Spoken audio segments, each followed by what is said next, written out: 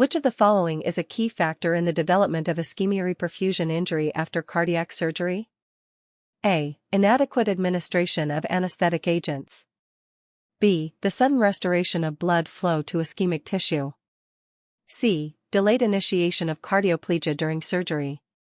D. The use of cold blood cardioplegia exclusively. Answer: B. The sudden restoration of blood flow to ischemic tissue. Explanation: ischemia-reperfusion injury occurs when blood flow is restored to ischemic tissue, causing a cascade of cellular and metabolic events that can lead to inflammation, oxidative stress, and tissue damage. This injury is a common complication after cardiac surgery, and techniques like controlled rewarming and pharmacological interventions are used to mitigate it. Which of the following is a major advantage of blood-based cardioplegia over crystalloid-based cardioplegia? A. Lower risk of arrhythmias. B. Longer myocardial arrest duration. C. Better preservation of coronary circulation and oxygen delivery. D. Reduced risk of myocardial injury during reperfusion. Answer: C. Better preservation of coronary circulation and oxygen delivery. Explanation: blood-based cardioplegia has the advantage of better preserving coronary circulation and oxygen delivery to the myocardium during surgery. The use of oxygenated blood provides nutrients to the heart, which can help protect the myocardium from ischemic damage and improve recovery after reperfusion. Which of the following is a contraindication for the use of potassium-based cardioplegia during heart surgery? A. Patients with hyperkalemia. B. Patients with low body mass index. C. Patients with renal insufficiency. D. Patients requiring longer than 2 hours of ischemic arrest. Answer: A. Patients with hyperkalemia. Explanation: potassium-based cardioplegia should not be used in patients with hyperkalemia, as the infusion of potassium can further increase serum potassium levels, leading to life-threatening arrhythmias. Careful electrolyte management is essential during cardiac surgery. Which of the following best describes the crystalloid cardioplegic solution? A. A solution containing blood and electrolytes for myocardial protection. B. A solution primarily designed to cool the myocardium. C. A cold, electrolyte-rich solution designed to arrest the heart and protect it during surgery. D. A warm, nutrient-rich solution used to rewarm the heart after surgery. Answer: C. A cold, electrolyte-rich solution designed to arrest the heart and protect it during surgery. Explanation: crystalloid cardioplegia consists of a cold, electrolyte-rich solution that is used to arrest the heart and protect the myocardium during surgery. It provides a non-blood-based alternative to blood cardioplegia, though it may carry a higher risk of reperfusion injury. Which of the following is a typical component of a cardioplegic solution designed for myocardial protection? A. Glucose. B. Sodium chloride. C. Potassium chloride. D. Epinephrine. Answer: C. Potassium chloride. Explanation: potassium chloride is a key component of most cardioplegic solutions. It causes myocardial depolarization, leading to myocardial arrest. Potassium-rich solutions help to stop the heart's electrical activity, thus providing myocardial protection during surgery.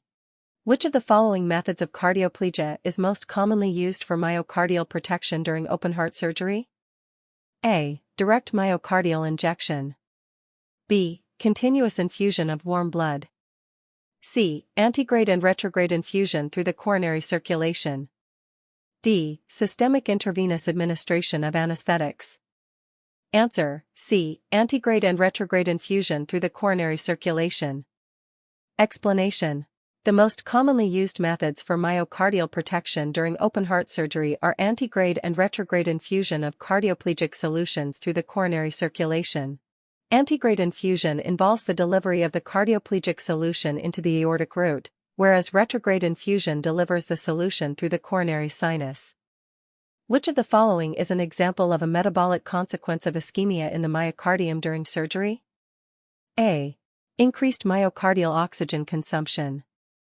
B. Accumulation of lactate. C. Enhanced myocardial contractility. D. Decreased myocardial temperature. Answer: B. Accumulation of lactate. Explanation: during myocardial ischemia, oxygen is not available for oxidative metabolism, leading to anaerobic metabolism and the accumulation of lactate. This process contributes to acidosis and can impair myocardial function. Cardioplegia aims to prevent this by reducing the myocardial metabolic demand. What is the primary role of magnesium in the cardioplegic solution during myocardial protection? A. To prevent calcium overload and stabilize cell membranes. B. To induce myocardial contraction. C. To increase coronary blood flow. D. To reduce the risk of arrhythmias by enhancing myocardial excitability. Answer: A. To prevent calcium overload and stabilize cell membranes. Explanation: magnesium plays a key role in preventing calcium overload during reperfusion. It stabilizes cell membranes and helps protect the myocardium from calcium toxicity, which could otherwise exacerbate myocardial injury during ischemia reperfusion. Which of the following techniques is used to reduce the risk of reperfusion injury during cardiac surgery? A. Rapid rewarming of the heart. B. Use of antioxidants in the cardioplegic solution. C. Increasing the duration of myocardial arrest. D. Decreasing the volume of cardioplegic solution used. Answer: B. Use of antioxidants in the cardioplegic solution. Explanation: antioxidants are often added to cardioplegic solutions to reduce the risk of reperfusion injury. When blood flow is restored to the ischemic myocardium, reactive oxygen species, ROS, are generated, which can damage cells. Antioxidants help to neutralize these free radicals, thus protecting the heart during reperfusion. Which of the following is a significant disadvantage of prolonged ischemic time during cardiac surgery? A. Decreased myocardial demand for oxygen. B. Increased risk of myocardial infarction and necrosis. C. Enhanced myocardial contractility post-surgery. D. Improved myocardial healing. Answer: B. Increased risk of myocardial infarction and necrosis. Explanation: prolonged ischemic time during cardiac surgery increases the risk of myocardial infarction and necrosis due to the lack of oxygen and nutrients to the heart muscle. This can lead to permanent damage to the myocardium. Proper myocardial protection aims to minimize ischemic time and reduce the risk of these outcomes.